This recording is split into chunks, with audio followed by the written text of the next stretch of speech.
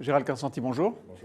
Vous dirigez Hewlett Packard Enterprise, HPE, HPE en France. C'est une entreprise qui vient de Hewlett Packard et qui vient de se couper en deux.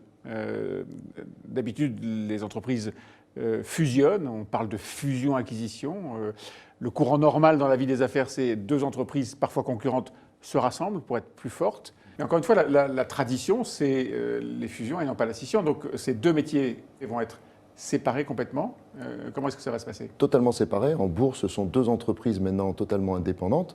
Alors c'est vrai qu'on assiste plutôt sur le marché des acquisitions, des fusions, pas trop de scissions, mais vous allez voir qu'il va y en avoir, je pense, de plus en plus. C'est la plus grande de l'histoire. C'est la plus grande de l'histoire. Jamais une entreprise de cette taille n'avait donné naissance à deux entreprises jumelles, au fond. Non, c'est la plus grosse, mais je pense qu'elle va inspirer d'autres entreprises dans ce sens-là.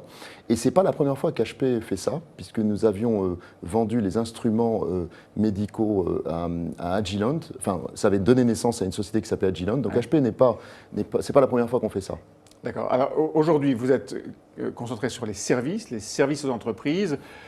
Le matériel, c'est autre chose. Et au fond, le matériel, c'est un métier qui est devenu, j'allais dire, presque courant, commun, là où était la valeur historiquement de ces entreprises qui créaient, qui inventaient. Aujourd'hui, c'est assez courant.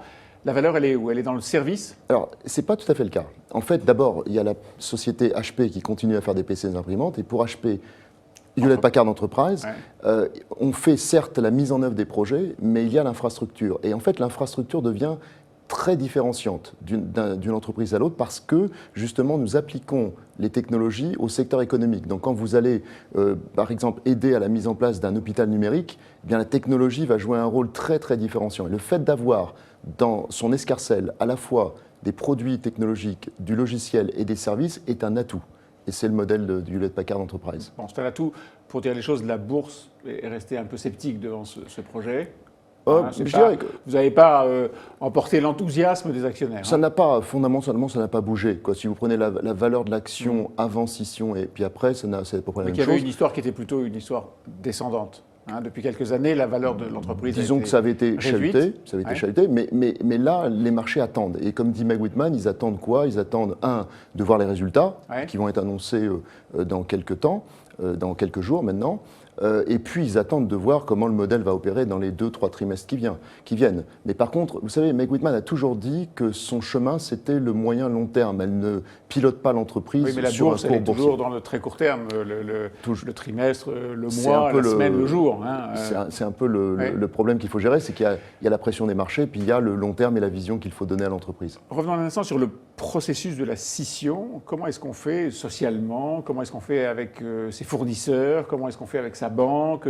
On dédouble tout, on sépare absolument tout. Comment est-ce qu'on fait avec ses immeubles, par exemple? Oui, c'est un énorme projet, comme vous le dites. Un énorme projet, en fait, qui consiste à séparer les immeubles, l'informatique, les contrats. Ça coûte pas mal d'argent. Et vous pensez que la vélocité dont vous parliez tout à l'heure permettra de regagner davantage que ce que vous avez dépensé pour vous séparer? C'est le pari que fait Meg Whitman, et je le pense. On voit déjà, en tout cas, nos clients qui réagissent positivement, nos partenaires aussi, parce qu'ils comprennent que ce sont des business models très différents et qu'il faut être très véloce sur chacun d'eux. Donc oui, c'est un projet qui s'est mené très très bien, qui s'est déroulé en temps et en heure. Il faut savoir que c'est complexe, donc il fallait des équipes pour mener ces projets de séparation. Et comme vous le dites, ça touche tous les segments de l'entreprise. On crée deux entreprises, en fait, en réalité.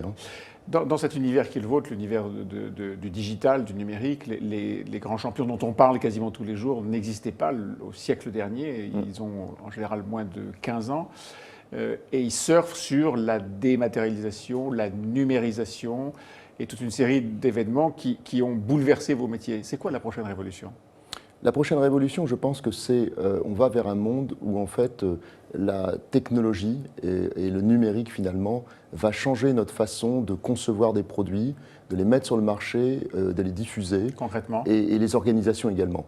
Concrètement, il va y avoir une diffusion des capteurs technologiques, des objets numériques. Et donc on ne parle plus finalement de technologie pour la technologie, mais on parle de la technologie appliquée au monde des différentes industries dans lesquelles nous opérons. Pour mettre en lien opérons. des objets, pour mettre en lien des actions. Nous, aujourd'hui, on travaille pratiquement plus que sur des projets de l'hôpital numérique, la ville connectée, les capteurs qui sont répartis un peu partout, les compteurs électriques. Prenons un exemple, vous l'avez cité déjà tout à l'heure. Oui. Un hôpital numérique, c'est quoi? Un hôpital numérique, c'est le fait que vous avez de la technologie mise à la disposition finalement de la médecine avec un grand M, pour faire de la prévention, pour faciliter les opérations des chirurgiens, pour les aider à analyser finalement les données. On rejoint là le big data et la donnée de masse. Les données super personnelles importantes. deviennent stockées. Les données personnelles sur lesquelles il faut pouvoir les gérer, les utiliser, mais il faut aussi les sécuriser. On sait que c'est un sujet d'actualité, il est important, mais en même temps, avoir l'information à disposition, c'est bien pour le patient. C'est bien pour les médecins, parce qu'ils peuvent vraiment mettre en place les bonnes solutions. Un dernier mot sur cet événement, encore une fois assez unique, c'est la plus grosse scission de l'histoire du capitalisme.